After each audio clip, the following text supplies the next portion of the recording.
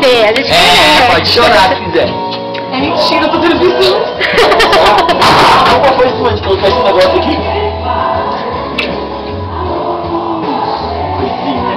Ai, vocês são foda, eu tô tremendo. Não vai ter um treco, não. Não vai ter um treco.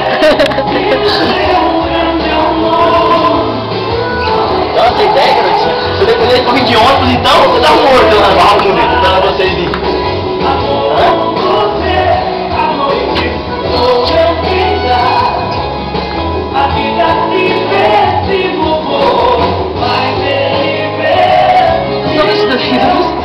Tô meio roubada. Doidinha, certinha. Eu te vi ontem, eu Eu sei, eu também.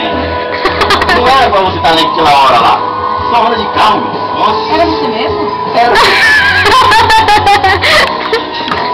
Para, Era eu assistindo, batendo porque era tudo pra hoje. Eu falei, meu, como é que eu vou... Ela me viu hoje, como é que...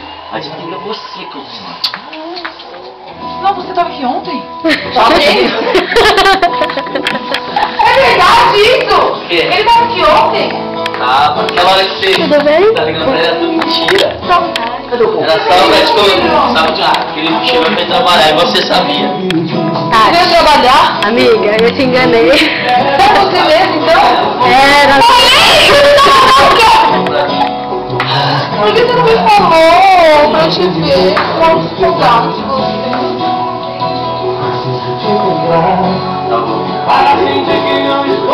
Agora pode fechar a porta, tá? Onde você está?